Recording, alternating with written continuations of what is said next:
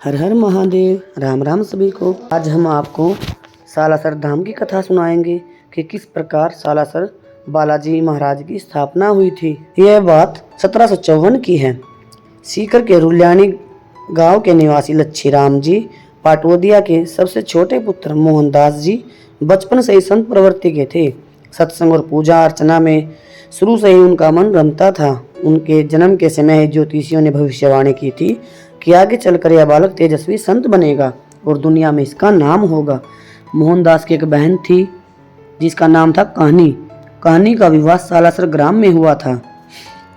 कहानी के विवाह के पश्चात ही उसे एक पुत्र की प्राप्ति हुई। थोड़े दिन बाद उसके पति का स्वर्गवास हो गया। मोहनदास जी अपनी बहन और भांजे को सहारा देने की गरज से सालासर आकर उनके साथ रहने लगे। उनकी मेहनत से उनकी बहन कहानी के खेत सोना उगलने लगे। अब उनके घर किसी चीज़ की कमी नहीं थी और उनके घर जो भी याचक आता था वह अपनी झोली भरकर ही लेकर जाता था। धीरे धीरे उनका बेटा उदय भी बड़ा हो गया और उसका विवाह कर दिया गया। एक दिन दोनों मामा भांजा मिलकर खेत में काम कर रहे थे। तभी मोहनदास के हाथ से किसी ने गंडासा छीनकर दूर फेंक दिया। मोहनदास उसे जाकर उठा ले आए और कार्य में लग गए। थोड़ी देर बाद दोबारा फिर किसी ने गंडासा छीनकर दूर फेंक दिया। ऐसा कई बार हुआ। उनका भांजा उदय दूर से यह सब देख रहा था। वह निकट आया और मामा को कुछ देर आराम करने की सलाह दी। जब दोनों मामा भांजा घर आए तो उसने अपनी माँ कहानी को मामा के साथ घटी घटना को बताया कि खेत में उनके साथ क्या हुआ था। कहानी ने अपने बेटे उदय के साथ बातचीत की कि तुम्हारे मामा का विवाह करा देते हैं। जब इस बात का पता मोहनदास को चला तो उन्होंने कहा कि जिस भी लड़की से मेरे विवाह की बात चलाओगे उसकी मृत्यु हो जाएगी। और वास्तव में ऐसा ही हुआ। जिस कन्या से मोहनदास के विवाह की बात चल रही थी वह अचानक से मृत्यु को प्राप्त हो गई। इसके बाद कहानी ने कभी अपने भाई पर विवाह के लिए दबाव नहीं डाला। मोहनदास जी ने ब्रह्मचर्य व्रत का धारण किया और भजन कीर्तन में समय व्यतीत करने लगे। एक दिन कहानी अपने भाई और पुत्र को भोजन करा रही थी। तभी द्वार पर किसी याचक ने भिक्षा देने के लिए अलख जगाई। कहानी को जाने में थोड़ी देर हो गई। जब वह पहुंची तो उसे एक परछाई दिखाई दी। अपनी बहन कहानी के पीछे पीछे मोहनदास भी आ गए। जब उन्होंने पता चला कि वह जो संत था वह स्वयं बालाजी थे। कहानी को अपने देरी से भिक्षा डालने पर बहुत दुख हुआ। वह मोहनदास जी से बालाजी के दर्शन कराने का आग्रह करने लगी। मोहनदास जी ने उन्हें धैर्य रखने की सलाह दी। लगभग 1.5-2 महीने बाद दोबारा किसी साधु ने उनके दरवाजे पर आकर अलख जगाई, नारायण हरि नारायण हरि। उस आवाज को सुनकर कहानी दौड़ी दौड़ी अपने भाई मोहनदास के पास गई। मोहनदास द्वार पर पहुंचे तो देखते हैं कि वह एक साधु वेशधारी बालाजी ही थे जो अब तक बिना भिक्षा लिए ही वापस लौट चुके थे। मोहनदास तेजी से उनके पीछे पीछे दौड़े और उनके चरणों से लिपट गए और अपनी देरी से भिक्षा लाने के लिए क्षमा याचना करने लगे। तब बालाजी बोले कि मैं जानता हूँ तुम मेरे बहुत बड़े भक्त हो और सदा ही मेरे नाम जप में लगे रहते हो। मैं तुम्हारी निश्चल भक्ति से बहुत प्रसन्न हूँ। मैं तुम्हारी हर मनोकामना पूर्ण करूँगा। बोलो तुम्हें क्या चाहिए। मोहनदास विनय पूर्वक बोले, आप मेरी बहन कहानी को दर्शन दीजिए। भक्तवत्सल बालाजी ने आग्रह स्वीकार कर लिया और कहा, मैं केवल पवित्र आसन पर ही विराजूंगा और मिश्री सहित खीर व चूरमे का भोग लगाऊंगा। भक्त शिरोमणि मोहनदास प्रेम सहित बालाजी को अपने घर ले आए और दोनों भाई बहनों ने मिलकर आदर सहित और अत्यंत कृतज्ञता से उन्हें उनका मनपसंद भोजन भोग लगाया। सुंदर और स्वच्छ सैया पर विश्राम के पश्चात दोनों भाई बहन की निश्चल सेवा से प्रसन्न होकर बालाजी ने कहा कि कोई भी मेरी छाया को अपने ऊपर करने की चेष्टा नहीं करेगा। श्रद्धा सहित जो भेंट की जाएगी मैं उसे प्रेम पूर्वक ग्रहण करूंगा और इस सालासर स्थान पर सदैव निवास करूंगा। ऐसा कहकर बालाजी अंतर्ध्यान हो गए और दोनों भाई बहन कृत्य हो उठे। इसके बाद से मोहनदास जी एकांत में एक समी के वृक्ष के नीचे आसन लगाकर बैठ गए और उन्होंने मौन व्रत धारण कर लिया। लोग उन्हें पागल समझ बावलिया नाम से पुकारने लगे। एक दिन मोहनदास समी के वृक्ष के नीचे बैठे धुनी रमाए तपस्या कर रहे थे कि अचानक से वह समी का वृक्ष फलों से लद गया। तब एक जाट का पुत्र उस वृक्ष पर फल तोड़ने के लिए चढ़ गया तो जब पेड़ हिला तो कुछ फल मोहनदास के ऊपर आ गिरे। उन्होंने सोचा कि कोई पक्षी ऊपर आकर बैठ गया होगा, जिससे फल नीचे गिर रहे हैं। जब उन्होंने आंखें खोली, देखा तो ऊपर जाट का पुत्र था। वह जाट का पुत्र भय से कांपने लगा। मोहनदास ने उसे भय मुक्त कराया और नीचे आने को कहा। नीचे आने पर जाट के पुत्र ने बताया कि मेरी माँ के मना करने पर भी मेरे पिता ने उसे समी के फल लाने की आज्ञा दी और कहा कि वह पागल बावलिया तुझे खा थोड़े ही जाएगा, इस जा और उस पेड़ से फल तोड़ कर लेकर आ। तब बाबा मोहनदास जी ने कहा कि अपने पिता से कहना कि इन फलों को खाने वाला व्यक्ति जीवित नहीं रह सकता। लेकिन जाट ने बाबा की बात को मजाक में उड़ा दिया और उस समी के पेड़ का फल खाते ही उस जाट की मृत्यु हो गई। तब से लोगों के मन में बाबा मोहनदास के प्रति भक्ति भाव का बीज अंकुरित हुआ, जो आगे चलकर अनेक चमत्कारिक घटनाओं के बाद वृक्ष बनता चला गया।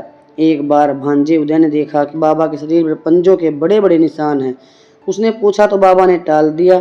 बाद में पता चला कि बाबा मोहनदास और बालाजी प्राय मल्ल युद्ध करते हैं और बालाजी का साया सदैव बाबा मोहनदास जी के साथ रहता है।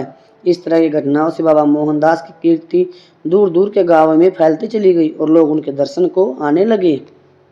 तत्कालीन सालासर पहले बीकानेर राज्य के अधीन था। उन दिनों गांवों का शासन ठाकुरों के हाथ में था। सालासर व उसके निकटवर्ती अनेक गांवों की देखरेख का जिम्मा सोबासर के ठाकुर धीरज सिंह के पास था। एक दिन उन्हें खबर मिली कि डाकुओं का एक बड़ा जत्था लूटपाट करने के लिए बड़ा आ रहा है। उनके पास इतना भी समय नहीं था कि वे बीकानेर से सैनिकों की सहायता मंगवा सकते। सालासर के ठाकुर सालम सिंह की सलाह पर दोनों बाबा मोहनदास की शरण में पहुंचे और मदद की गुहार लगाई। तब बाबा ने उन्हें आश्वस्त किया और कहा कि बालाजी का नाम लेकर डाकुओं की पताका को उड़ा देना, क्योंकि विजय पताका ही किसी भी सेना की शक्ति होती है। ठाकुरों ने वैसा ही किया। बालाजी का नाम लिया और ठाकुरों की पताका को तलवार से उड़ा दिया। डाकू सरदार उनके चरणों में आ गिरे। इस तरह मोहनदास जी के प्रति दोनों ठाकुरों की श्रद्धा बढ़ती गई। बाबा मोहनदास ने उसी पल वहां बालाजी के एक भव्य मंदिर बनवाने का संकल्प किया। सालम सिंह ने भी मंदिर निर्माण में पूर्ण सहयोग देने का निश्चय किया और असोटा निवासी अपने ससुर चंपावत को बालाजी की मूर्ति भेजने का संदेश भेजा। इधर असोटा गांव में किसान ब्रह्म मुहूर्त में अपने खेत को जोत रहा था। एकाएक उसके हल के नीचे कुछ आ गया तो उसने उसे खोद कर देखा तो वहां एक मूर्ति निकली। उसने उस मूर्ति को निकालकर एक और रख दिया और उसकी तरफ कोई ध्यान नहीं दिया।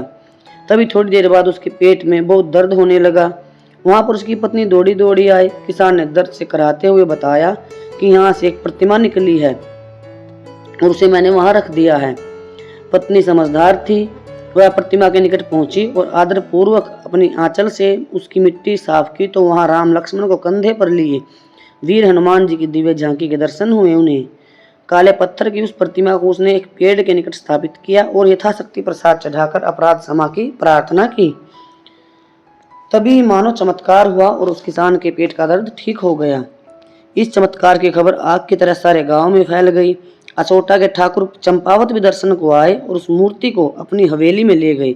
उसी रात ठाकुर जी को सपने में बालाजी ने दर्शन दिए और मूर्ति को सालासर पहुंचाने की आज्ञा दी। प्रातः ठाकुर चंपावत ने अपने कर्मचारियों की सुरक्षा में भजन मंडली के साथ सजी धजी बैलगाड़ी में मूर्ति को सालासर की ओर विदा कर दिया। उसी रात भक्त शिरोमणि मोहनदास जी को भी बालाजी ने दर्शन दिए थे और कहा कि मैं अपना वचन निभाने के लिए काले पत्थर की मूर्ति के रूप में आ रहा हूँ। प्रातः ठाकुर सालम सिंह व अनेक ग्रामवासियों ने बाबा मोहनदास जी के साथ मूर्ति का स्वागत किया और सन 1754 में शुक्ल नवमी को शनिवार के दिन पूर्ण विधि विधान से हनुमान जी की मूर्ति की स्थापना की गई। श्रावण मास की द्वादशी के मंगलवार को भक्त शिरोमणि मोहनदास जी भागवत भजन में इतने लीन हो गए कि उन्होंने घी और सिंदूर से मूर्ति को श्रृंगारित कर दिया और उन्हें कुछ ज्ञात भी नहीं हुआ। उस समय बालाजी का पूर्व दर्शित रूप, जिसमें वह श्री राम और लक्ष्मण जी को कंधे पर धारण किए थे, अदृश्य हो गया।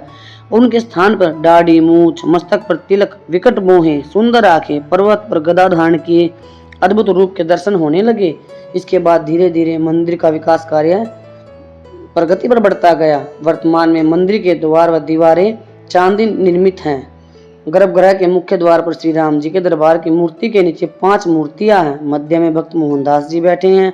दाएं श्री राम व हनुमान तथा बाएं भक्त मोहनदास जी की बहन कहानी और पंडित सुखराम जी उनके बहनोई आशीर्वाद देते दिखाए गए हैं। सालासर में वर्ष भर श्रद्धालुओं का तांता लगा रहता है। मंगल, शनिवार और प्रत्येक पूर्णिमा को दर्शनार्थी विशेष रूप से आते हैं। प्यारे भक्तजनों, जो भी भक्त पूरी श्रद्धा और प्रेम के साथ, आस्था विश्वास के साथ श्री राम जी का नाम लेते हुए बालाजी के दरबार में जाता है, आज तक कोई भी खाली झोली नहीं लौटा। इस बात का मैं स्वयं प्रमाण हूँ। जब आप बालाजी के पास जाते हैं तो 1,00,000% इस बात की गारंटी है, अगर आप उनको राम नाम सुनाएंगे तो वो आपके सारे काम करेंगे। जैसे जैसे आप उनके दरबार में पेशी देना शुरू करते हैं, एक पेशी के साथ आप अपनी एक समस्या का समाधान अवश्य पाएंगे। प्यारे भक्तजनों, आप सभी ने सालासर धाम की कथा का श्रवण किया कि किस प्रकार वहां पर बालाजी आकर विराजमान हुए। सभी मिलकर बोलिए बालाजी महाराज की जय हो, सियावर रामचंद्र महाराज की जय हो। आप सभी ने अपना कीमती समय देकर इस कथा का श्रवण किया, इसके लिए आप सभी का शुक्रिया शुक्रिया शुक्रिया।